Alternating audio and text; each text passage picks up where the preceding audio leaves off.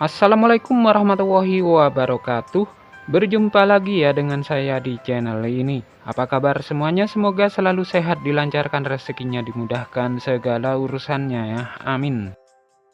Nah, di video kali ini saya akan berbagi informasi terbaru terkait aturan terbaru pencairan bantuan PKH untuk tahap 4 tahun 2024. Kira-kira ada aturan terbaru seperti apa ya? Maka dari itu simak terus videonya sampai selesai agar supaya tidak gagal paham dalam menyerap informasinya.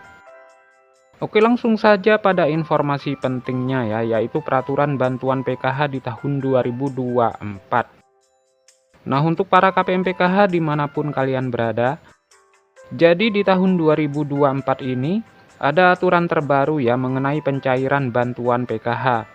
Di mana untuk pencairan bantuan PKH di tahun 2024 ini itu masih sama ya, ada yang melalui kartu KKS, ada juga yang melalui kantor pos Indonesia. Dan nominalnya pun bisa berbeda-beda ya, tergantung komponen yang dimiliki.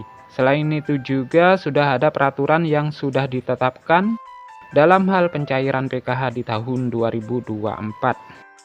Jadi untuk bantuan PKH itu adalah bantuan bersyarat ya, jadi harus memiliki komponen PKH seperti anak balita, kemudian anak sekolah SD, SMP maupun anak sekolah SMA.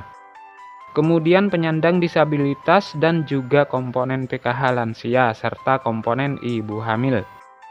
Nah, itu adalah komponen PKH ya, jadi bukan hanya anak balita atau anak sekolah saja, tetapi ibu hamil pun sama masuk kategori komponen PKH. Kemudian penyandang disabilitas dan para lansia juga. Kemudian dari ketujuh komponen bantuan PKH tersebut ada 13 kriteria untuk menentukan bantuan PKH-nya bisa cair.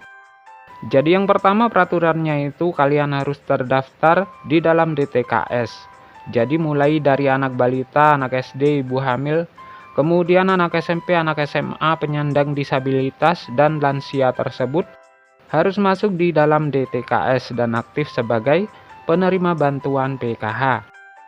Kemudian peraturan yang kedua, di dalam keluarga maksimal hanya 4 komponen saja ya yang masuk ke dalam pencairan bantuan PKH. Jadi maksimalnya itu adalah 4 komponen. Jadi tidak bisa semua 7 komponen didapatkan ya. Kemudian peraturan yang selanjutnya, prioritas bantuan PKH yang memiliki komponen datanya itu harus aktif dan padan antara di DTKS dengan Dukcapil. Nah, itu adalah yang harus dipatuhi ya, karena bansos itu datanya harus padan dan valid. Jadi tidak boleh ada perbedaan. Kemudian peraturan yang kelima, jika kalian terdaftar sebagai penerima bantuan PKH anak sekolah, baik itu SD, SMP maupun SMA, datanya itu harus terdaftar di aplikasi Dapodik sekolah masing-masing dan datanya padan dengan DTKS. Jadi tidak boleh ada perbedaan. Kemudian peraturan yang keenam untuk komponen PKH balita. Nah, yang disebut sebagai komponen PKH balita itu adalah hingga anak yang kedua saja ya.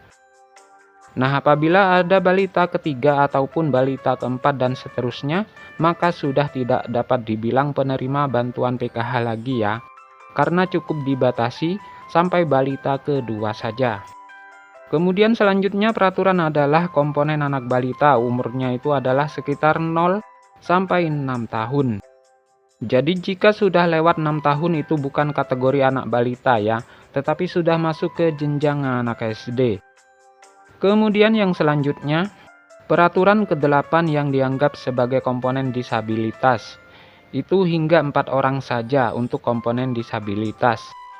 Jadi maksimalnya itu adalah 4 orang ya yang bisa menerima bantuan PKH dalam satu keluarga. Kemudian yang selanjutnya untuk komponen lansia, peraturannya adalah yang dibilang komponen PKH lansia sama ya seperti penyandang disabilitas, yaitu maksimal 4 orang saja yang masuk dalam pencairan PKH. Jadi dalam satu keluarga maksimalnya 4 orang ya untuk penyandang disabilitas dan komponen lansia.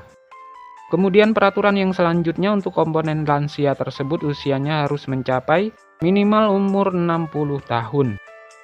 Kemudian yang selanjutnya untuk komponen cucu itu juga bisa masuk ke dalam pencairan bantuan PKH.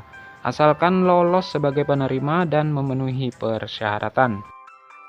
Kemudian peraturan yang selanjutnya yang ke-12 untuk komponen ibu hamil.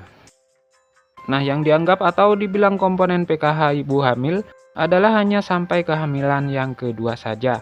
Jadi apabila hamil yang ketiga kalinya atau keempat kalinya, itu sudah tidak bisa dapat bantuan PKH. Jadi sudah tidak bisa dihitung komponen PKH lagi ya. Kemudian peraturan yang terakhir, jika di dalam anggota keluarga memenuhi atau memiliki lebih dari satu komponen, maka yang dianggap penerima bantuan PKH adalah dari nominal yang paling tertinggi dahulu ya. Nah, misalkan ada anak penyandang disabilitas, kemudian juga memiliki anak yang normal yang bersekolah di jenjang SD. Sedangkan untuk nominal penyandang disabilitas dan anak sekolah SD, itu nominalnya berbeda ya, lebih besar penyandang disabilitas dibanding dengan komponen anak SD. Maka yang masuk komponen PKH adalah komponen disabilitas yang didahulukan. Jadi sudah jelas ya, itu adalah peraturan bantuan PKH di tahun 2024 ini. Nah, sementara untuk jadwal pencairannya, untuk tahap 4 ini kemungkinan akan disalurkan di bulan Agustus tahun 2024. Sementara untuk tanggal waktu pastinya kita tunggu informasi selanjutnya. Nah, sekian dulu. Assalamualaikum warahmatullahi wabarakatuh.